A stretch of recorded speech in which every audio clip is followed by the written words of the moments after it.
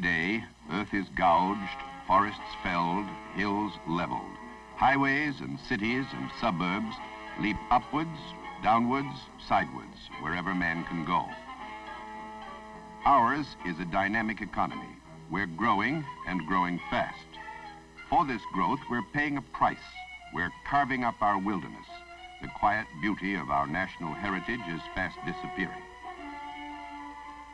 In Kalamazoo, 5 minutes from the heart of the city, lie 300 acres of woodland, field, marsh, and stream, once known as Cooper's Glen. It has been set aside as a nature preserve to be enjoyed by children, students, amateurs, and experts today and in the years to come. It is yours.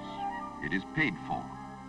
To make it even more meaningful and useful to the community, there are plans afoot to further develop the Kalamazoo Nature Center.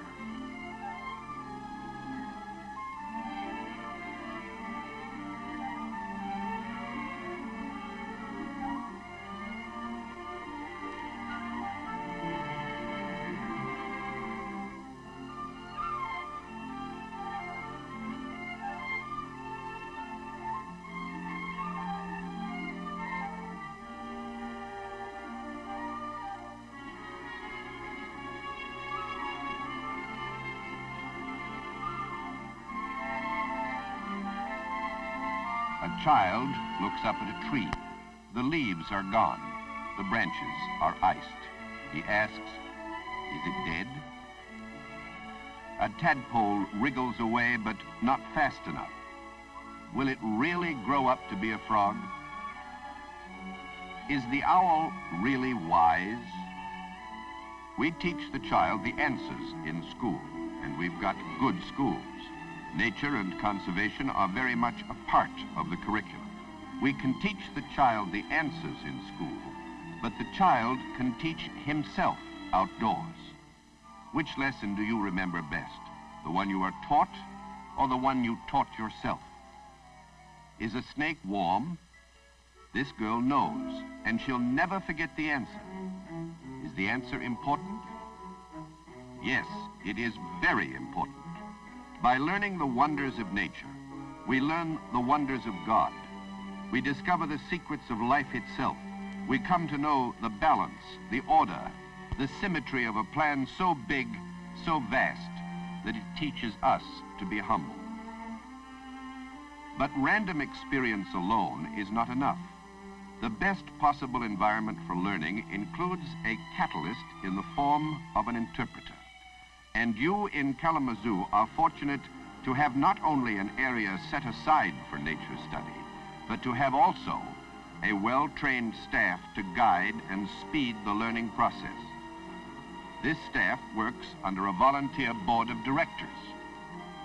This board includes many of your neighbors and friends who bring a wealth of experience in many professional and scientific fields. Their responsibilities are many, but their main concern is to make sure the Kalamazoo Nature Center keeps pace with the growing needs of the community. After consulting with local school officials who consider the Nature Center an important part of Kalamazoo's educational facilities, the board has reached a decision that involves you. In order to extend the usefulness of the center, to make it a year-round activity, and to make it an all-weather activity, the board has agreed that a building on the site is needed as a teaching tool. The plans are ready. They're exciting, imaginative plans, in harmony with the natural terrain, plans capable of bringing the outdoors indoors for closer study. From the front, the most striking feature is a large, transparent geodesic dome, similar to that of the climatron at the Missouri Botanical Garden, but on a smaller scale. It provides light without shadows and gives a feeling of openness and unrestricted space. The proposed Nature Center building is situated on the crest of a hill, and from the front, you will enter the upper level. Let's take a quick tour of the architect's plan. To the right of the revolving door, there are stairs leading down to the lower level. Past those, we'll hang up our coats in the cloakroom and walk down the circular hallway to find two large informal classrooms or activity rooms.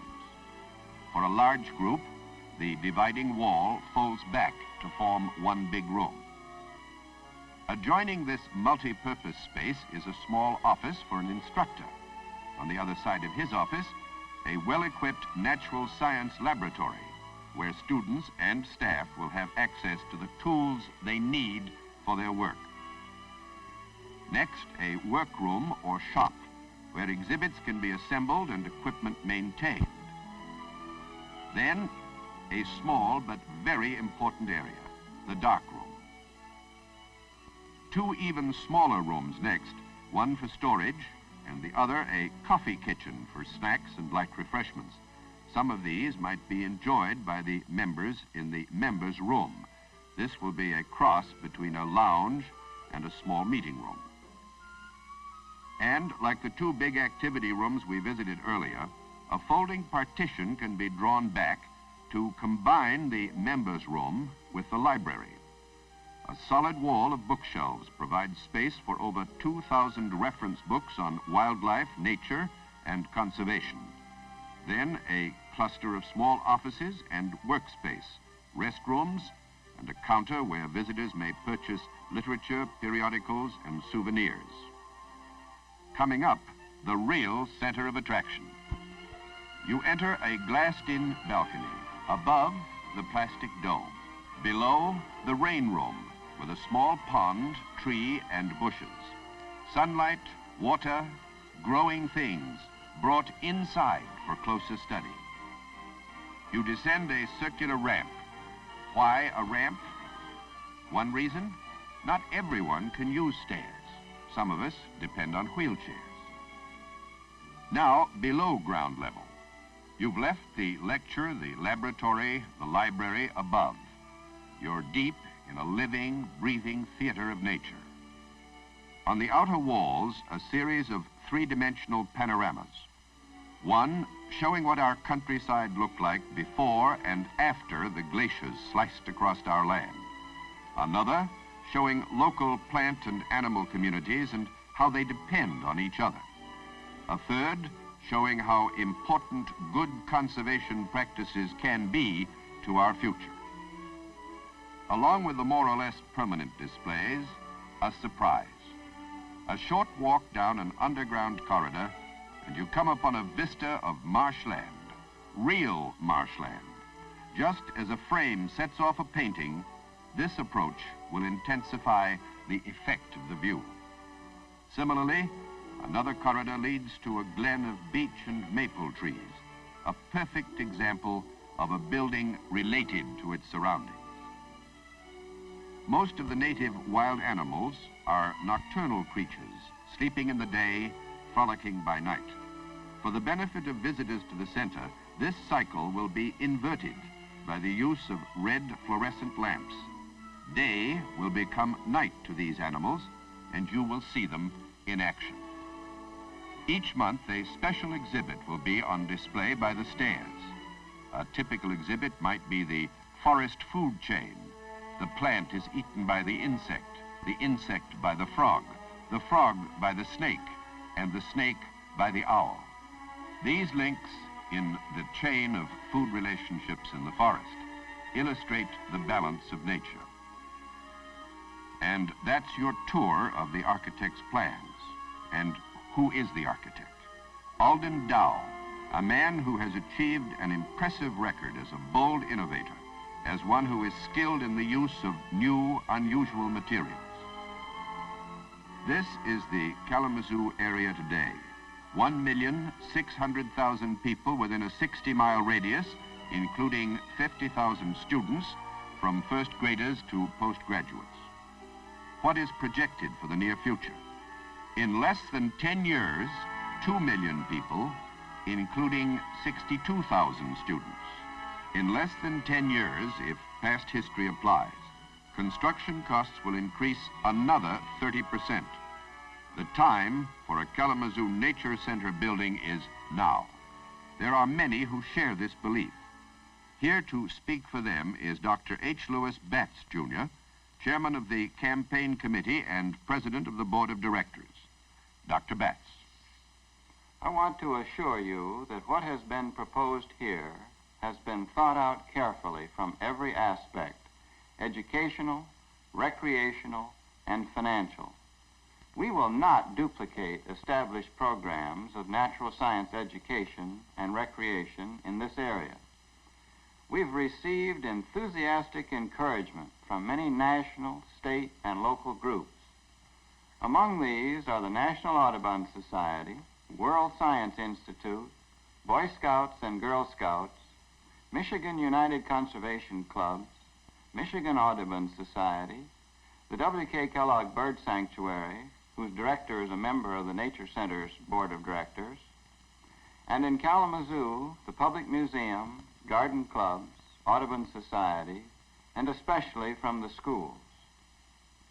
Our endowment guarantees financial support for operating the center. Our professionally trained staff guarantees the quality of its program. Now we need and ask for funds to build and equip this Interpretive Center. Thank you, Dr. Betts. The citizens of Kalamazoo can well share pride in the achievements of the city. You know the value of providing the facilities for diverse and balanced cultural activities. Surely you see the wisdom of starting the Nature Center now. Start it now, not because it is new or rare or unique, which it is, but because it is part and parcel of the kind of advantages you want Kalamazoo to offer. Your full and enthusiastic participation in this venture can turn this land into a remarkable teaching tool. You can help build the Kalamazoo Nature Center for this generation and generations to come.